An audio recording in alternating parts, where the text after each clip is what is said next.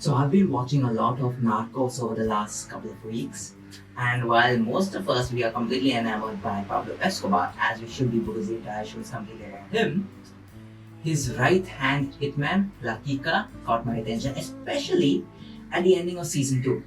There was something about him that changed. It changed completely from his behavior in season 1 towards how he acted at the ending of season 2. Now don't get me wrong, right? La Quica, so his real name, then he's probably not the best example, right? He's been incarcerated in a US federal prison since I believe 1992, at least that's what Wikipedia said. But I'm talking about the actor, right? The actor that actually played La Quica.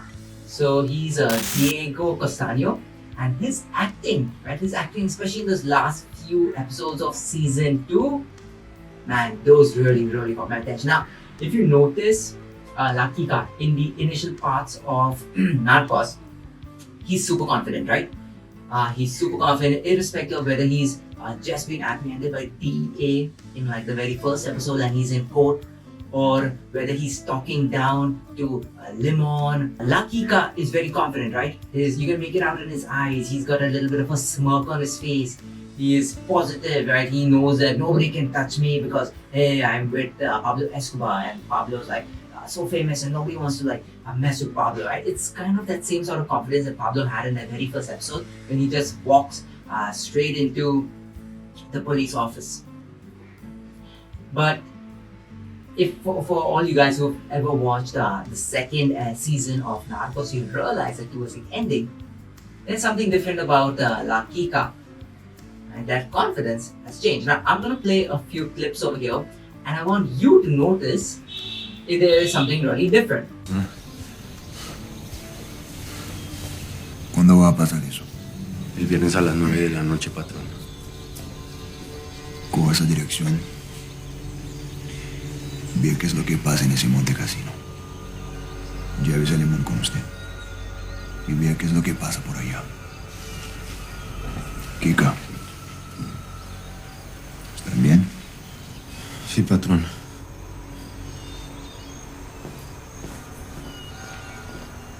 Lado y lado con ustedes peleando hasta la muerte.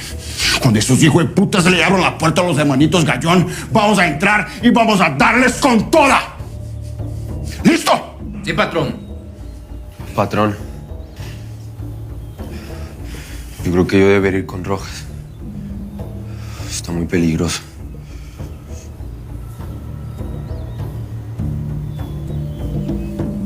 Listo. Lleves a Ricardo con usted. Como usted ordene, patrón. Hágale, hermano. Por aquí.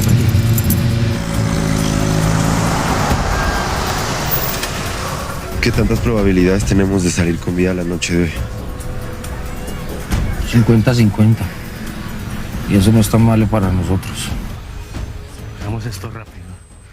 Now, as you guys saw those videos, I'm pretty sure it was evident to you that something in La Quica has actually changed. And now, probably it's because he's realized that Pablo's at the fag end of his life and everybody's chasing him, right? Like the cops are after him, the search block is after him, DEA is after him, the Cali Cartel wants him dead. And it probably might not be in La Quica's best interest to continue to stay with Pablo. Okay? But I want you to think about what gave it away, right? What in the actor's performance really gave it away. And as I was watching these episodes, right, I realized that there was one fundamental difference. His body language. Right? You contrast this with how it was in the earlier clips, wherein his head was always high. Right? There was confidence in his eyes. He had a smirk on his face, but now his eyes are downcast. Right? His head is always facing down. He seems less confident about himself. He's got a bit of nervousness to him. Right? If I was somebody and I just met a guy like this for the first time, he's probably not somebody I want to give responsibilities to.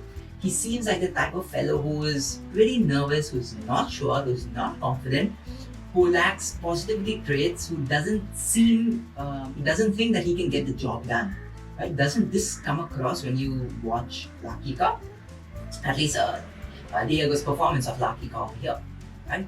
And think about it, these are all either his facial expressions or like his shoulders, right? His shoulders get a little bit slumped over, and he's not even talked to anybody, right? This is the most important part. He's not talked to Pablo about this. He's not become a snitch that he has anything to be fearful of. He's not gone to the cops, right? A lot of, like you might notice in Narcos, but whenever anybody becomes a snitch, right, their body language changes, they become nervous around the other narco traffickers. But Quica, he's not become a snitch, he's not become a rat at all. Right? And still, there is some negativity which is being communicated by the way he's acting. Right? And this is the biggest takeaway over here. If we can understand Quica's change, right? His change from so much of confidence to so much of lack of confidence, that's something that we can implement in future for ourselves. Yeah? If we can avoid his negative behavioral traits, I mean, that's perfect, right? Because then anybody who notices us, they'll start seeing only that positivity that we communicate because we are aware of ourselves. So these are the best tips that I've come across, as combating negative body language. And the first one, it seems pretty obvious, but it is just observe yourself. Right?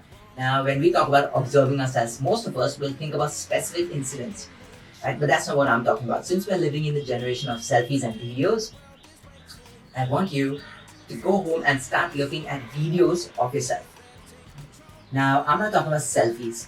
Why not selfies? Because in a selfie, if you think about this this video that I'm recording, so this is on a selfie cam, right? But I am very aware of what my eyes are supposed to do, where I'm supposed to look. I'm aware of how the background is supposed to look. And all of these have been planned even before I started taking out the video. Right? But if you notice other videos, right? Videos that are sort of candid videos where you don't even realize that there's a video camera on you, you're more likely to continue with your involuntary body language traits that you would have probably done had the camera not even been there. Right? So for instance, I teach dancing and very often I keep the camera on recording the entire session simply because I want to record the students dancing or some new step which I'm teaching. But when I come home and I plug in that video into Premiere Pro, I notice a lot of filler moments, right? Now, what are the filler moments? The filler moments are the moments when I'm just talking to a student or I'm just doing random stuff, not even realizing that the camera is on me. So take for instance over here, I notice that my head is downcast, right, which communicates negative body language. Or I realize that the pant might be a bit loose because I'm constantly adjusting it, pulling it up. Right? Or I'm not making eye contact with students or with others. And these are at times when these are like the candid moments when I don't even realize that the camera is running, right? And these are times when I'm not even supposed to be doing anything, just how I'm in a stationary position. And I myself notice when I watched this video back that it's really bad, it's really negative, right? I'm like, do I really do these things? Man, I don't want to watch this video anymore. And that's what's going to happen to you. When you start looking at videos of yourself, and probably these are videos that your friends have clicked, right? Maybe at some party when you never knew that the video is on you. Or maybe you're just sitting at your friend's house and you were clicking like some sort of a video and you were eating way too many chips. Or your head was downcast, you're not making eye contact. And just the random videos that if you could get a hold of those videos, it would really be of immense help to you, because then you realize how much of negative body language we subconsciously communicate without even realizing it, right? And you contrast that with a selfie video and you will pretty much be 95% on the nail. You'll be hitting the nail on its head, right? Because you know what should be done. Right? But when a video is unconsciously on you, you tend to forget everything, right? It's kind of the learning phase from being unconsciously incompetent, where you don't really know anything is happening. You're transferring into unconsciously competent stage, where now you're aware of the bullshit that you're actually doing.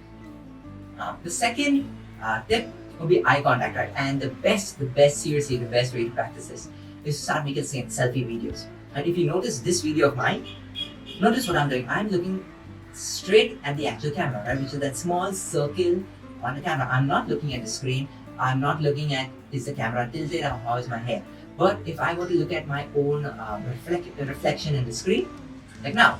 So now I can make out my hair, I can make out my shirt, I can make out the background and everything. But you as the audience, you'll realize that there is a disconnect. You'll notice that I am talking to myself. Yeah, I'm not talking to the camera. But now if I turn back towards you, you know that I'm talking straight at the camera. I'm talking exactly to you. And this is the best way to practice it, is start recording short selfie videos. You don't even have to post them up on social media, right? It's just for yourself. But for 1 minute, continuously stare at the camera. And this is going to be really hard. Like when I first started making these videos, I would lose my entire train of thought. Or by default, I would start looking back at the camera. I have to actually force myself to look, I would look back at myself in the screen, but I have to actually force myself to look at the camera. And the more that you practice it, right, the more your train of thought will progress, right? You won't lose your thoughts, you won't forget what you have to actually say, right? And the way this really helps is in future, when obviously we are out of lockdown and we interact with people, we won't be shy of actually making eye contact with them, right? Staring straight into their eyes and talking like a normal conversation, because over here, you're already practicing something that can help you out later on in life, right? You're practicing eye contact at one specific point and you're focusing your brain to continuously keep your thought process going on without having really a break in flow. So point number 3 is something that I have observed a lot in me after I noticed other people really doing it. Right? I want you to do this. Go to your balcony, go to like some window where you can oversee people walking on the road, especially in India. And just notice how they walk on the road. You'll notice that their chin is always facing down, even if they don't have a mobile in their hand. Right? By default, when you're walking on the road, especially in India, our chin is down. Right? This is something that I have always done. Like really, I never even knew that it was a problem until I started observing it in other people, and then I started consciously making it, a habit for me to overcome. Until now, it's still really difficult. It's still something that I have to continuously force myself to remember. Chin up. And so this is what I do is when I'm walking on the road, I'm walking even in the house. Imagine a horizon. Now, what is a horizon? Horizon is essentially that line where the sky meets the ocean. Right? Now, just imagine that when you're walking on the road, the horizon is up there, right? At least an inch or a couple of inches above where you normally look. So, for example, if by default I always look here down, I have to now force myself to look at least a couple of inches up. And I force myself that while I'm on the road walking, I look at some particular point which is on the horizon. So, for example, it could be a particular branch of a tree, or it could be a camera that is on a pole that is recording traffic. Right? Obviously, the camera has to be far away, as if it's really close, you'll be looking up.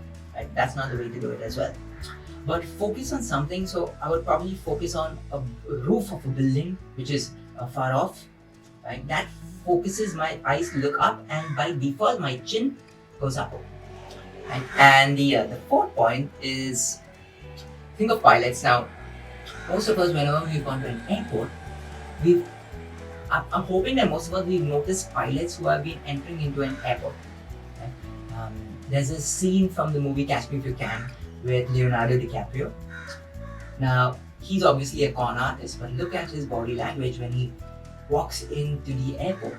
Right? His shoulders are pulled back, his head is straight, looking straight off at the horizon in the distance. This is what I've noticed a lot that pilots do. Right? For some reason, and I have no idea why, but pilots seem to be brimming with confidence.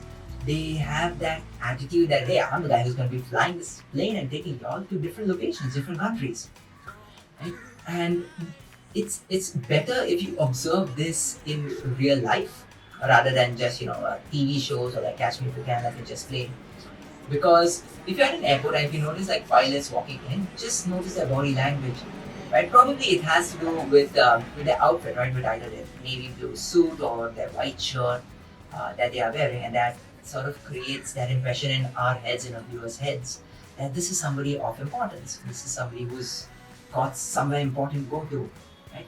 But it's also their shoulders which is pulled back. Their chin is a little higher up than a normal person, right? And that's something that has really struck me whenever I've noticed any pilots just walking in to an airport, right? And you contrast that with the other people in the airport, yourself included as well, right? We would probably be walking with our chin slightly facing down, shoulders slightly slumped over, a little bit of La Kika's body language.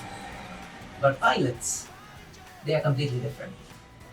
So guys, those are the 4 tips, and it's very important that we kind of make an effort to incorporate these. They are skills, right? So skills can be learned. You probably might not learn a lot in 1 year, but just think of how much better you'll be than your friends or than anybody else after 3 years, right? So think of videotaping your own self.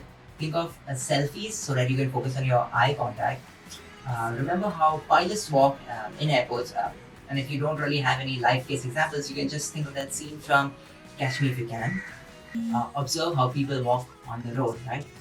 So when you walk on the road, focus straight ahead at the horizon. Ciao guys, I'll see you soon for another video. Take care, bye bye.